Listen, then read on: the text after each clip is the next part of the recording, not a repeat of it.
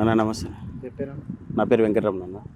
మొన్న మున్సిపాలిటీలో అన్న తొర్రూరు మున్సిపాలిటీలో నిజాయితీగా న్యాయంగా గెలిపి ఎవరిదన్నా? గెలుపు దయాకర్ రావు అన్న.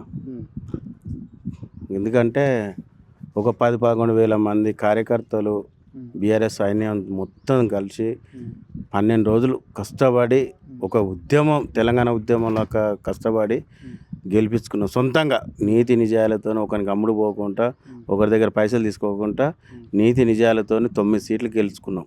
అసలు చైర్మన్ వాస్తవానికి అయితే బీఆర్ఎస్ జెండా తొర్రూరు మున్సిపాలిటీలో ఎగరాలి. ఈ బూటకప్పు మాటలు చెప్పి అధికార పార్టీ నడుస్తుంది కాబట్టి ఆమె కావాలని కావ్యాన్ని తెప్పించుకొని ఆమె ఆల్రెడీ వినియోగించుకుంది ఓటు. మళ్ళీ ఆమెను అధికారం చేతిలో ఉన్నది కాబట్టి మళ్ళీ ఆమెను తెచ్చుకొని మళ్ళీ ఇక్కడ ఓటు వేయడం జరిగింది.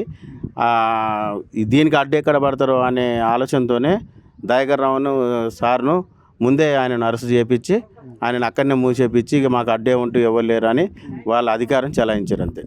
ఇంకోటి అన్న, నిన్న యశస్విని రెడ్డి గారు విజయవర్ధన్లో ఒక మాట అన్నారు, చంపిన పావుని మేము ఇంకా చంపాము, 10 సంవత్సరాలు ఎమ్మెల్యే నేనే ఉంటా అని చెప్పేసి మాట్లాడారు. దీనిపైన మీ ఉద్దేశం? ఇప్పుడు అధికార పార్టీ నీ అన్నా కదా, ఇప్పుడు అధికార పార్టీ కాబట్టి ఇప్పుడు నిజం చెప్పినా అబద్ధం చెప్పినా వాళ్ళదే నడుస్తుంది. ఎందుకంటే స్వచ్ఛందంగా చైర్మన్ కావాల్సిందేమో తొర్రూరులో బీఆర్ఎస్ జెండా ఎగరాలి. ఇక వాళ్ళ ధర్మం వాళ్ళ అధికార పార్టీ కాబట్టి చలాయించుకొని వాళ్ళు నడిపించుకున్నారు. ఇప్పుడు ఆమె అన్న మాటలకు 1-2 సంవత్సరాలు మీ సాగుబాటు నడుతుంది అంతే.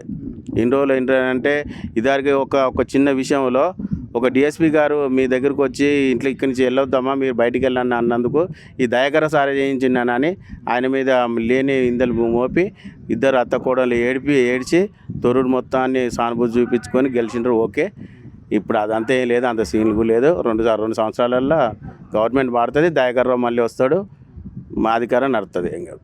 నిజాయితీగా నిన్న దయాకర్ రావు నిజంగానే ఏడిచిండా లేకుంటే సానుభూతి కోసం ఏడిచిండా, దేనికోసం ఏడిచిండా? సానుభూతి ఆయనకు అవసరం కూడా లేదు.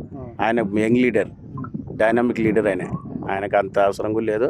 వీళ్ళు చేసిన కష్టాల బాధలకు ఈ కష్టపడ్డాం 12 రోజులు కార్యకర్తలు, సార్ వాళ్ళ భార్య కానీ ఆయన కానీ ఇంత చాలా కష్టపడ్డాం.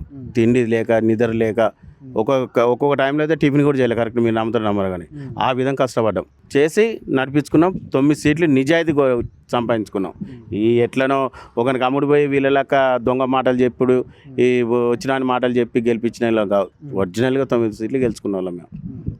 మా జెండా ఎగరాలి, అధికారం మీ దగ్గర ఉన్నది కాబట్టి వాళ్ళ జెండా ఎగిరించారు. ఇంకోటి అన్న, రాబోయే ఎలక్షన్లో ఇప్పుడు ఎమ్మెల్యే ఎలక్షన్ కానీ ఏమైనా కానీ పాలవర్తి నియోజకవర్గంలో ఎలక్షన్ ఏ విధంగా ఉండబోతుంది? మంచిగా నడుస్తుంది అన్న, మంచిగా నడుస్తుంది. దయాకర్ రావు సార్ ఖచ్చితంగా మళ్ళీ ఎమ్మెల్యేగా కన్ఫామ్ వస్తాడు. ప్రజలకు అర్థమైపోయింది, ప్రజలందరికీ అర్థమైపోయింది.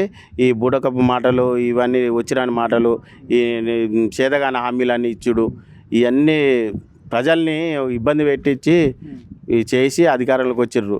ప్రజలకు అందరికీ అర్థమైపోయింది. ఇప్పుడు ఈసారి అవసరం లేదు, మనకు ఉన్నా ఒకటే లేకున్నా ఒకటే. పెన్షన్ ఇస్తానన్న పెన్షన్ 2500 ఇస్తున్నాను, 2500 లేడీస్ను అన్ని విధాలుగా బూటకప్పు మాటలు చెప్పి